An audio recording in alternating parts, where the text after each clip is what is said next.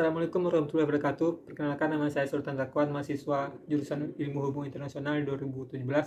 Pada kesempatan kali ini saya akan mempresentasikan penelitian saya dengan judul Upaya The International Labour Organization dalam Perlindungan Pekerja Anak di Senegal.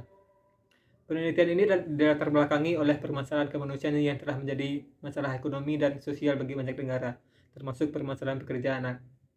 Menurut ILO, jumlah pekerja anak pada tahun 2020 mencapai 160 juta anak. Untuk itu, perlu langkah-langkah efektif yang harus dilakukan oleh semua pihak yang terlibat. Selain itu, pekerja anak juga melanggar hak asasi manusia yang tertuang pada pasal 25 ayat 2 Universal Declaration of Human Rights, pasal 32 Convention on the Rights of the Child, dan pasal 15 ayat 1 Piagam Afrika tentang hak dan kesejahteraan anak. Di Senegal, pekerja anak menjadi permasalahan yang berkepanjangan dan termasuk negara dengan angka pekerja anak tertinggi di dunia. Pada tahun 2016, pekerja anak di Senegal mencapai 22,3%, sehingga menjadikan Senegal sebagai negara dengan tingkat pekerja anak tertinggi di dunia. Angka tersebut cenderung tidak berubah mengingat ketidakefektifan upaya pemerintah dalam menangani masalah tersebut.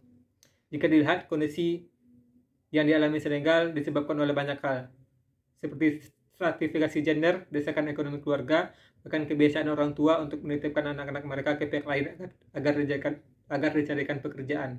Jika dilihat dari latar belakang masalah yang telah dijelaskan, penelitian ini memiliki rumusan masalah di mana Senegal yang menjadi negara dunia ketiga dengan permasalahan pekerja anak yang sangat kompleks. Hal ini dikarenakan adanya faktor budaya dan ekonomi. Untuk itu dibutuhkan upaya ILO untuk melancarkan berbagai upaya dan bekerja sama dengan Senegal agar anak tidak lagi menjadi pekerja.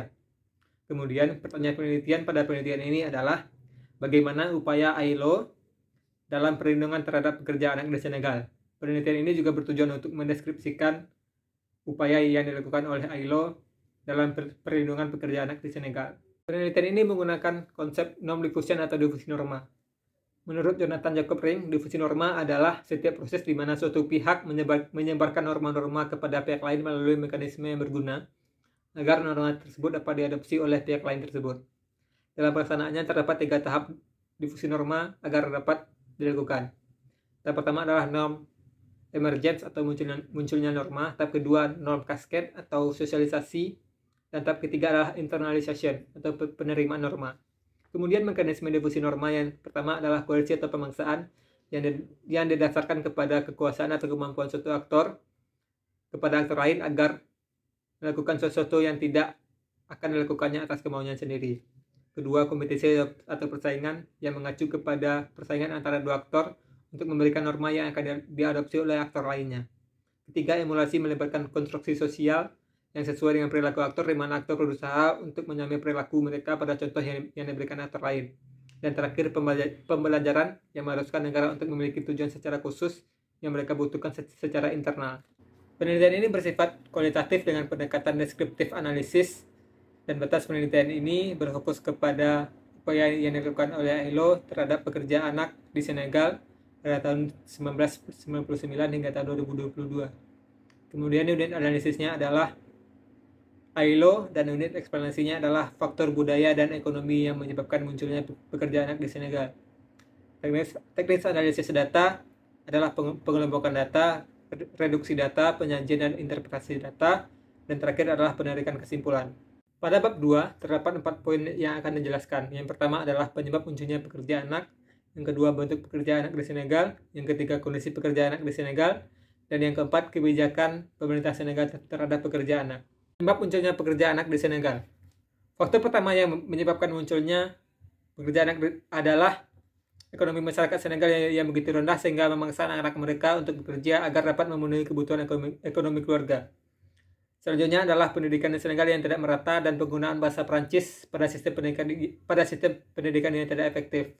Kemudian stratifikasi gender yang menyebabkan anak-anak bekerja pada bidangnya masing-masing sesuai dengan gendernya. Dan faktor terakhir adalah legislasi di Senegal yang tidak sepenuhnya mengatur mengenai pekerja anak. Kemudian yang kedua adalah bentuk pekerja anak di Senegal. Pekerja anak di Senegal pada bidang pertanian seperti mengembala sapi, pertanian kapas, padi, kacang tanah, dan mangga.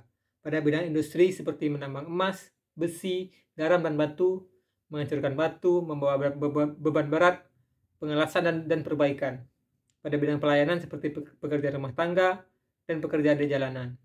Lalu ada juga bentuk-bentuk terburuk pekerja anak akibat perdagangan manusia, seperti pekerja rumah tangga secara paksa, penambangan emas, pertanian, dan penangkapan ikan.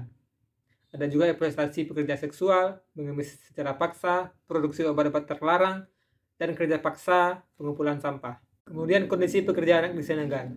Penelitian ini melihat bahwa masih banyak terjadi kekerasan terhadap anak, eksploitasi anak di jalanan, pelecehan seksual, pendidikan yang tidak merata, bahkan penjualan dan pembunuhan terhadap anak. Untuk itu dapat dilihat bahwa masih terdapat ketidakefektifan pemerintah dalam menangani masalah ini. Kebijakan pemerintah Senegal terhadap pekerja anak. Kebijakan pertama adalah The Plan Senegal Emergence, di mana program ini muncul untuk mengatasi berbagai masalah, termasuk pekerja anak. PSE fase pertama dimulai pada tahun 2014 hingga 2018 dan dilanjutkan oleh PSE fase kedua pada tahun 2019 hingga tahun 2023. Kebijakan kedua adalah koordinasi pemerintah dengan lembaga lain seperti Komite Nasional Anti Pekerja Anak, National Task Force Against Trafficking in Person, Childhood Protection Unit, Database Perdagangan Orang atau SIS-Trade, dan pemetaan darah. Kemudian kebijakan ketiga adalah program sosial seperti penghapusan anak jalanan, modernisasi daerah yang dilaksanakan oleh lembaga swadaya masyarakat, pusat Gindi yang dikelola oleh pemerintah Dakar, serta adanya layanan pemantauan, pendidikan, rehabilitasi, dan reintegrasi bagi korban perdagangan anak. Pada bab 3 terdapat 2 poin yang akan dijelaskan. Pertama, gambaran umum ILO, dan kedua adalah upaya global ILO dalam mengatasi permasalahan pekerja anak. Gambaran umum ILO. Pada dasarnya, ILO merupakan bagian dari PBB yang berfokus kepada permasalahan ketenagakerjaan dengan jumlah anggota sebanyak 187 negara.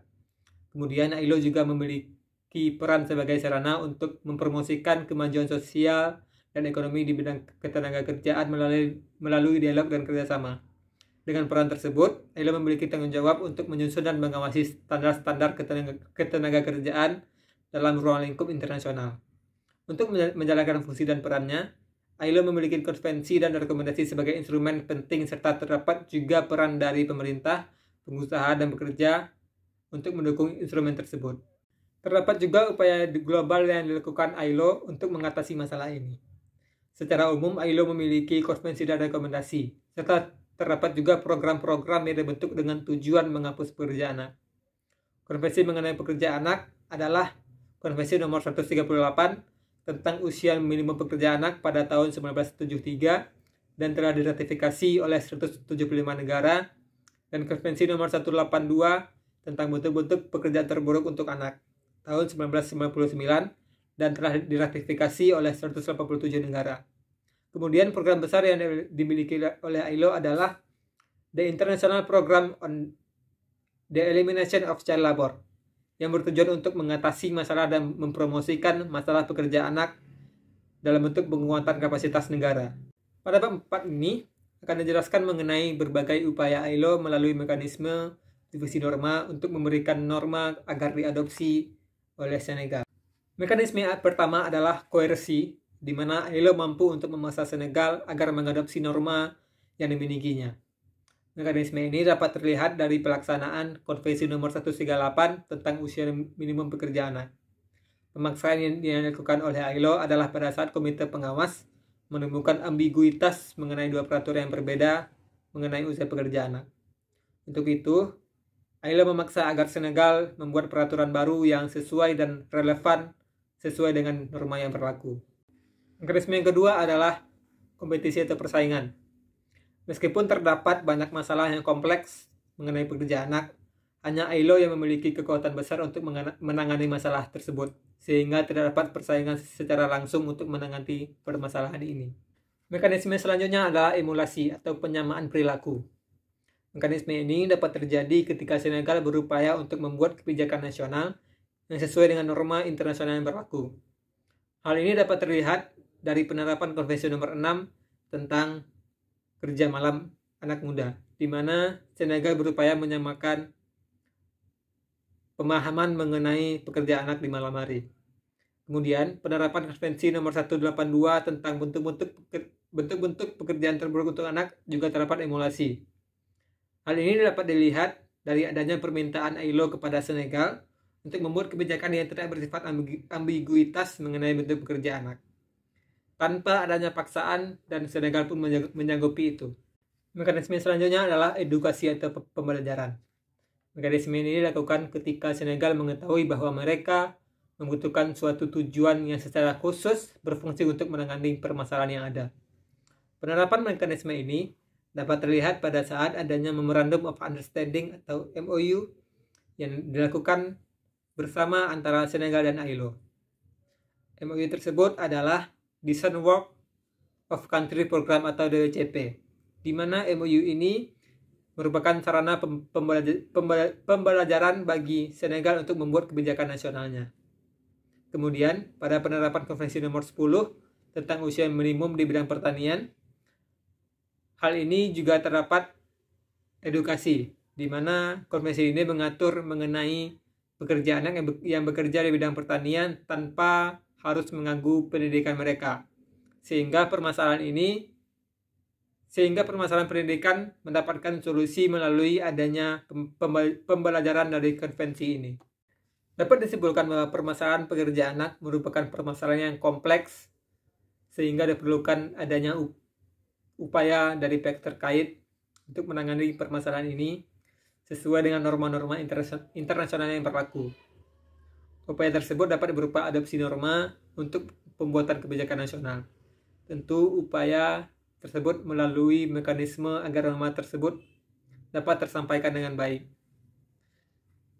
Mekanisme yang pertama berupa koersi atau paksaan yang dilakukan oleh ILO agar Senegal dapat mengadopsi norma yang ada. Kemudian kompetisi atau persaingan di mana tidak ada organisasi internasional lain yang berfokus kepada permasalahan ini, mengingat ILO memiliki kekuatan besar di bidang pekerja anak. Kemudian mekanisme selanjutnya merupakan emulasi, di mana Senegal berupaya untuk menyamakan kebijakan nasionalnya sesuai dengan norma internasional yang berlaku.